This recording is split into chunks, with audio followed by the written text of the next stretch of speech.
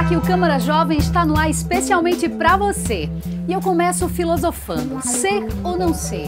Ou melhor, fazer. O que fazer? Essa é a dúvida de muitos jovens no momento de escolher o curso, logo, principalmente aqueles que estão fazendo o terceiro ano do ensino médio. Para conversar conosco, eu tenho aqui comigo a psicóloga Morgana Andrade. Ela, além de psicóloga clínica cognitiva comportamental, vai me corrigindo, mestre em neurociências e coach. Bem-vinda ao Câmara Jovem, Morgana. Obrigada, Célia, que agradeço. Então, vamos lá, para começar. Chegou o terceiro ano, muita gente não faz ideia qual curso, melhor dizendo, fazer. A gente está trazendo esse assunto logo no começo do ano, porque aí os jovens vão ter um ano inteiro para avaliar o que a gente vai conversar aqui hoje e chegar a uma decisão. É muito difícil essa escolha? Então, a escolha é mais difícil do que parece.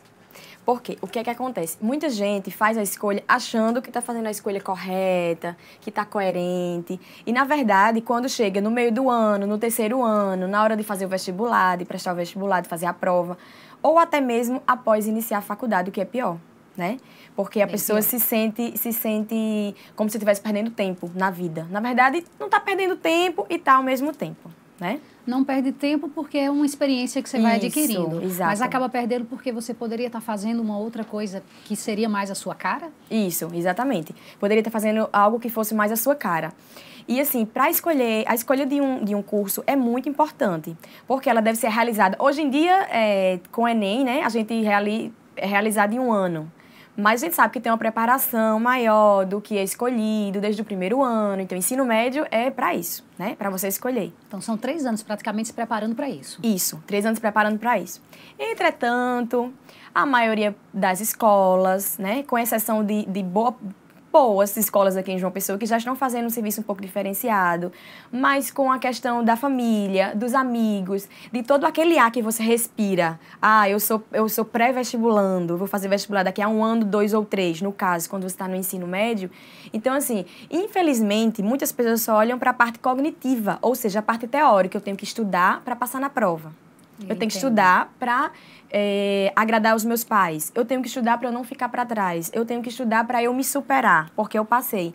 Tudo bem, é importante, é válido, mas não é só isso que importa. É necessário estar preparado emocionalmente, é necessário saber como seria a sua vida após o vestibular. Toda a atmosfera da preparação já cria uma expectativa que muitas vezes surpreende negativamente a pessoa, né, que não está preparado. O jovem, ele fica com os nervos mais oriçados e acaba não fazendo uma boa escolha. Seria isso? Isso, exatamente. E a escolha ela deve ser feita mediante muitas outras coisas. O ideal que seja feito realmente é uma orientação vocacional, né, testes vocacionais. É realizado exclusivamente por psicólogo. Não esses testes vocacionais que muita gente faz de internet, a gente sabe que tem, né, que dá uma clareada, mas o importante é que seja feito por profissionais sérios, por profissionais capacitados para isso. Porque diante desses testes, a gente vai ver a personalidade de cada um, a gente vai ver a questão de competência, de habilidade, de interesse. E depois que a gente junta tudo isso, a gente consegue ver alguns possíveis cursos, tá, que vão direcionar aquela pessoa. Não é que o psicólogo ele vai chegar e dizer, você tem que fazer tal curso, esse curso é o seu, não. Direciona... Não, de forma alguma. Assim, na verdade, os próprios testes, os próprios instrumentos psicológicos, como a gente chama, eles já dão subsídios para isso.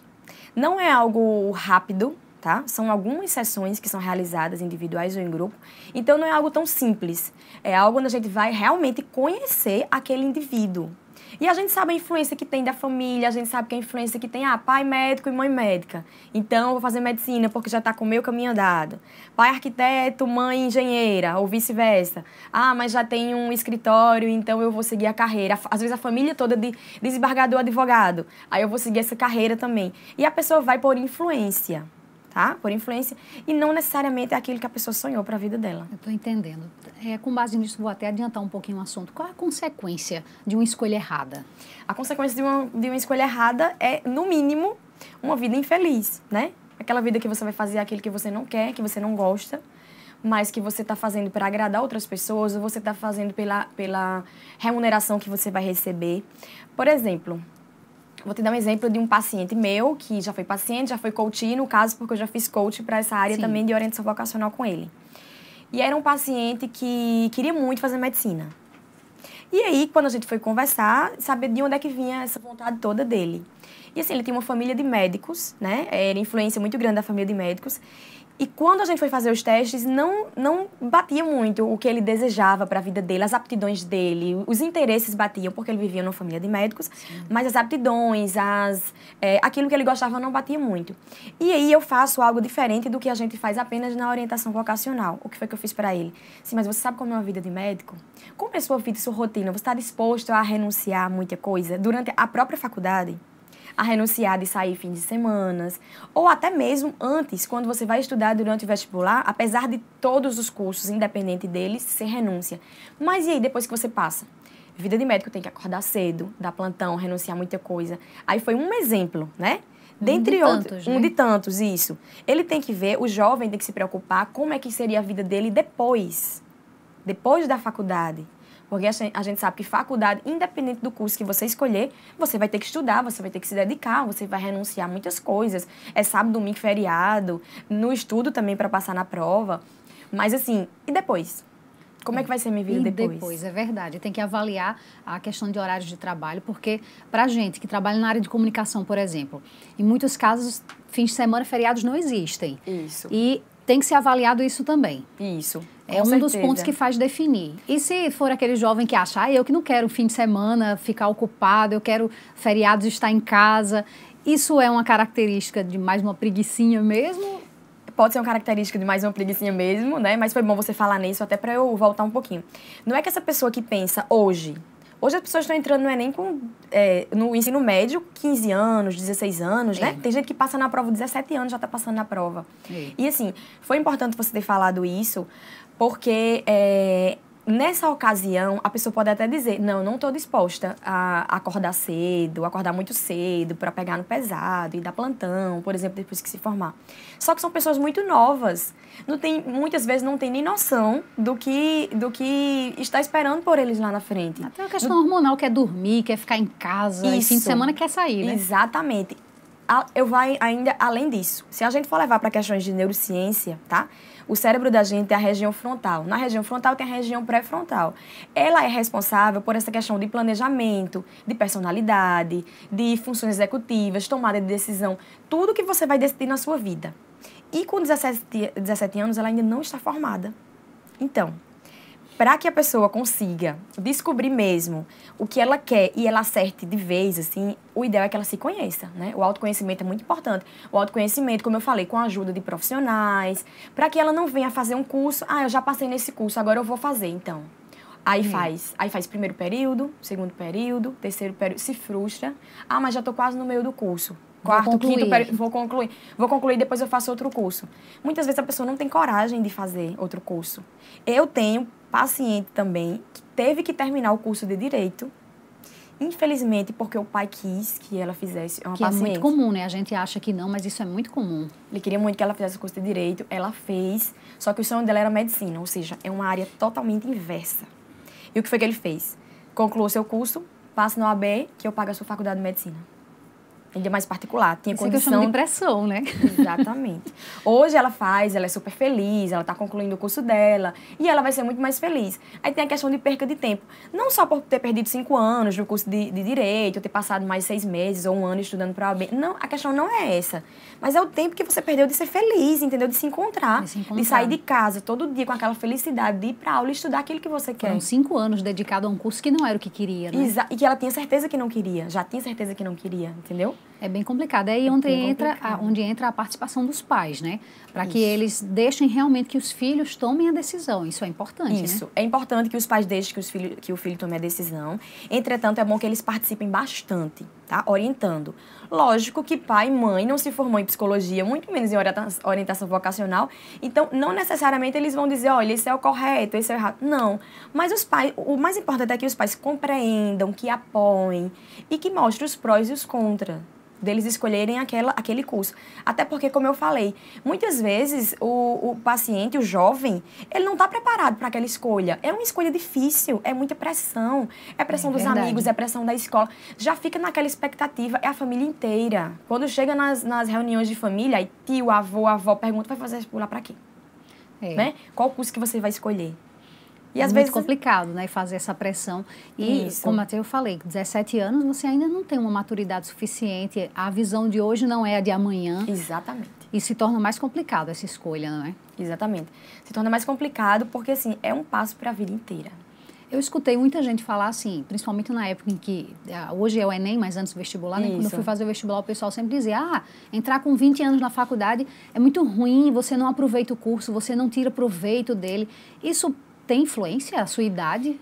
Não tira proveito em relação a quê? Aprendizagem? Aprendizagem. Se você não aproveita a faculdade como você aproveitaria se você tivesse entrado com 22, 23 anos, com uma certa maturidade. Isso influencia? Não, discordo totalmente. Porque para aprendizagem não existe maturidade, né? Existe vontade de aprender. Para aprendizagem existe vontade de aprender. O que influencia... Aí eu volto um pouquinho mais. Com 17 anos... Você entrar na faculdade com 17 anos, aí que é um pouco angustiante. Porque talvez você não tenha maturidade para escolher aquele curso. Né? A gente sabe, a gente vê por aí muitos jovens, a quantidade é imensa. Eu faço trabalho com jovens, eu escuto muito deles. A dificuldade de escolher o curso, mas qual curso que eu vou fazer? Quando eu pergunto, às vezes, você está em dúvida em quê? Eles me dão 3 cursos de 3 áreas diferentes. Assim, eu quero fazer esse porque a mãe da minha amiga, ela é médica e eu acho lindo. O pai do meu amigo é biólogo e eu adoro. Eu vou fazer medicina veterinária porque eu gosto muito de animal. Vou fazer realmente, 3 áreas muito distintas, Isso. Né? Vou fazer medicina para fazer pediatria porque eu gosto muito de criança. Mas, gente, o médico que vai trabalhar com pediatria, ele não vai trabalhar apenas com a criança, ele vai trabalhar com a patologia, com a criança que está lá, que está doentinha, que vai chorar. E aí, como é que vai ser? É diferente você ter carinho por uma criança e depois você fazer medicina para fazer pediatria. Você ter que fazer uma cirurgia, talvez, numa criança. A coisa é bem mais ampla do que se imagina, Exatamente. Né? Mas a gente vai fazer um pequeno intervalo e já a gente volta, continuando a falar sobre a questão vocacional. Até já!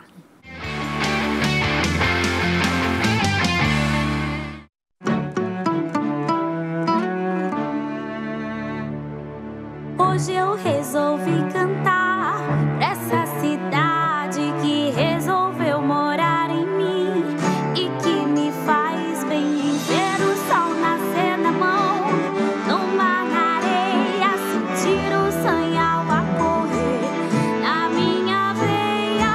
Hoje eu resolvi cantar pra todo mundo que faz a cidade girar, acontecer, deixar nascer no coração as coisas boas, ver esse mundo girar em volta da lagoa.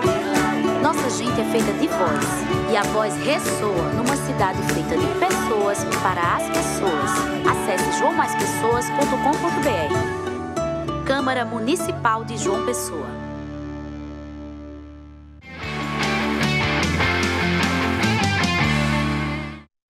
Estamos de volta com o Câmara Jovem hoje, falando sobre a questão vocacional. Quantos jovens têm a dúvida de que curso fazer, qual área escolher? Isso é muito mais complexo do que muita gente pensa. Para conversar conosco, eu tenho aqui a psicóloga Morgana, que está tirando muitas dúvidas com a gente. Morgana, no outro bloco a gente enumerou como a importância de se fazer um teste vocacional, também a importância da família, dos pais e de uma escolha certa, né? Uhum. Mas nesse bloco a gente pegou alguns depoimentos de uns jovens, eles mandaram pra gente e eu quero chamar já o primeiro. Solta aí pra gente.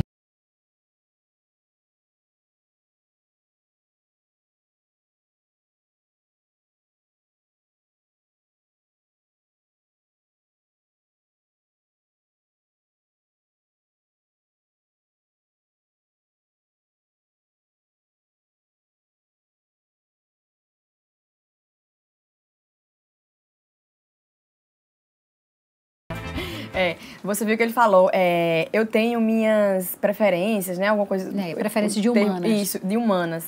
Mas estou em dúvida.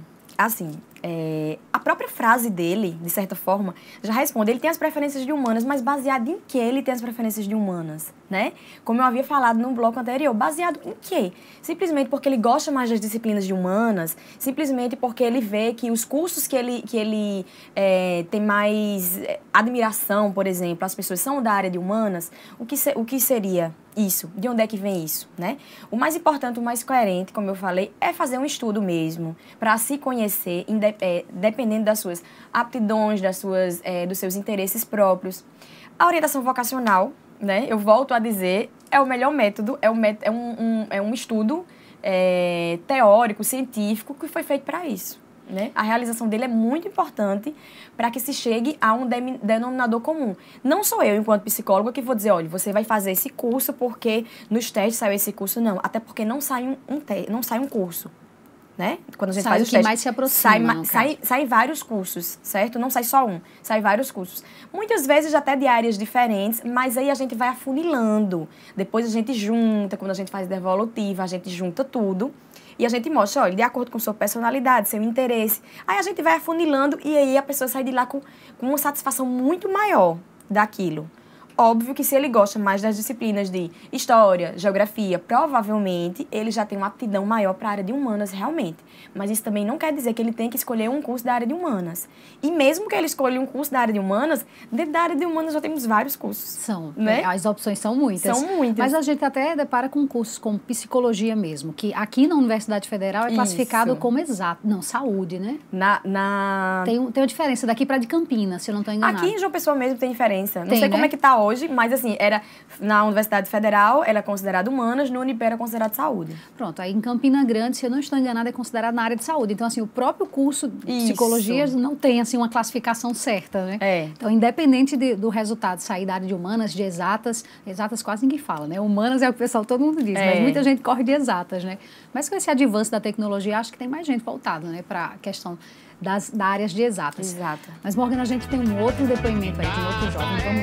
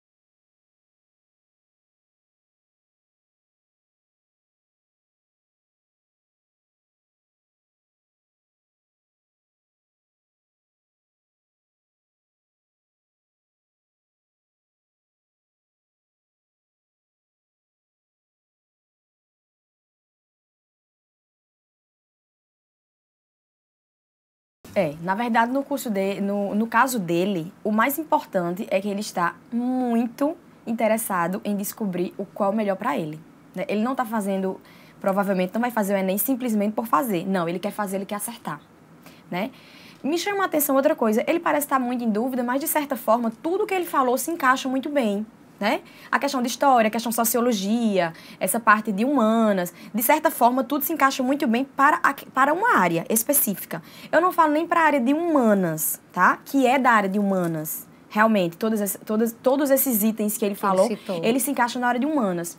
Eu não falo nenhum curso específico, mas algum dos cursos da área de humanas, provavelmente ele vai ser muito feliz. Pelo menos pelo que ele tem interesse. Mas isso é questão do interesse. A gente tem que ver questão de interesse, questão de personalidade, questão de aptidão. Tudo isso. Não é só questão de interesse. Porque é possível na vida você ter interesse por uma coisa, gostar, curtir um tipo de música, curtir um tipo de festa, mas no seu dia a dia você tem uma outra característica. Exatamente. Entretanto, a gente sabe que, como os jovens são muito novinhos na hora de entrar no vestibular, a gente sabe que isso também pode ser modificado, tá? A pessoa que tem muito interesse na área de humanas, mas não gosta de história, por exemplo, a gente pode reforçar isso e ele vai começando a gostar da área de história. Aí eu tenho muito interesse, eu queria muito fazer direito, mas eu não gosto de estudar história, não tem jeito. Não tem problema. A aprendizagem, você tem como realizá-la em qualquer época da sua vida. qualquer idade. Então, assim, eu tô no primeiro ano, queria muito fazer medicina, mas odeio biologia. Então, o que é que eu vou fazer? Procurar outras formas, procurar outros métodos de estudar. Às vezes a pessoa não é que não gosta de biologia, às vezes a pessoa não consegue entender o que está escrito ali, né? Não tem alguma outra dificuldade. Algo que não é do seu dia a dia, acaba tendo uma dificuldade e deixa de lado. Exatamente. Aí perde o interesse. Ah, mas sou louco por medicina, mas não consigo aprender biologia, química. Hoje a gente sabe que o mundo da tecnologia está trazendo muitas coisas. Então, esse conteúdo vai cair na prova, é até uma dica, esse conteúdo vai cair na prova, eu tô com muita dúvida, não tô conseguindo estudar a partir do que eu tô lendo. Vai na internet, busca um vídeo sério, lógico, científico, que explique aquele mesmo conteúdo. Depois volta pro livro. Aí vai dar uma clareada muito melhor, vai ser algo muito lúdico. Até porque a aprendizagem é algo que você pode aprender melhor através de leitura, eu posso aprender melhor através de vídeos, outra pessoa pode aprender melhor através de áudio. É por isso que tem muitos professores que estão usando técnicas de cantar em sala de aula, recitar poesia, ou fazer uma leitura interativa com os alunos. Isso são formas que os professores estão encontrando de ajudar aquele conteúdo a ser assimilado, né? Isso, de ser assimilado e de chamar atenção, né? A gente sabe que um método que um professor usa não vai agradar uma turma de 30 pessoas, 50 pessoas, não vai agradar todo mundo, né? Lógico que o ideal ainda é que seja feito tudo, como sempre foi feito anteriormente, questão de quadro ou de data show, né? PowerPoint, questão de livros mesmo, de escrita, a gente sabe que esse seria o ideal, né? Mas a gente sabe também que existem pessoas que possuem dificuldades que têm que ser sanadas de outra maneira. Não tem problema. Não tem problema de ser estudado de outra forma. Quando o jovem ele já tem certeza daquele curso que ele quer, como é que ele pode, não o curso, como acho que foi o Gabriel que falou, que gosta muito da área de humanas, enumerou as disciplinas que ele gosta, como é que ele vai ter certeza que aquilo ali é para ele?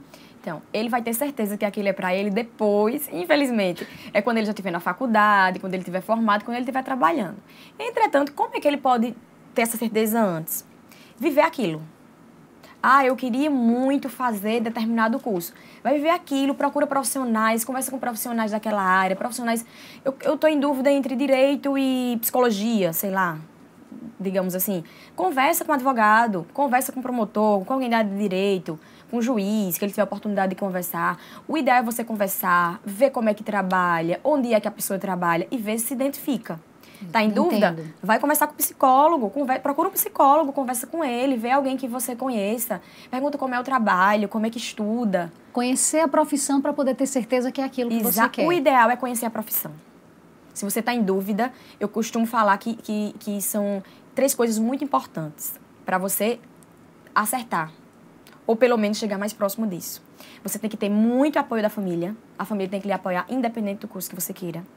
Você tem que ou faz uma orientação vocacional, ou lê muito sobre o assunto, né? Pode fazer um dos dois. Se quem não quiser fazer orientação vocacional, vai lendo sobre o conteúdo. E a outra é a prática. Tenta ver a prática. Vai no fórum. Quem está em dúvida em direito, vai no fórum. Quem gosta muito de bichinho e pensa em fazer veterinária, vê um bichinho doente. Não vê só um animalzinho que está bem, que está lá saudável, alegre, brincando com você porque você gosta muito de bichos. Vê como, se imaginar como seria na prática. É o mais importante.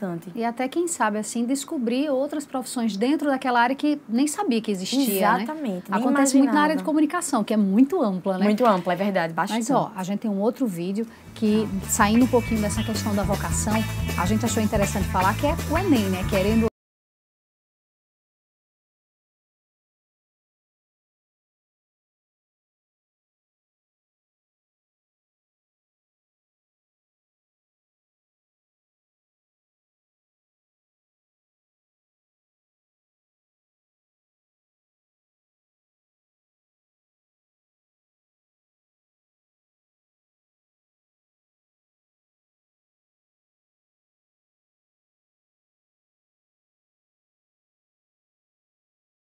Vamos lá.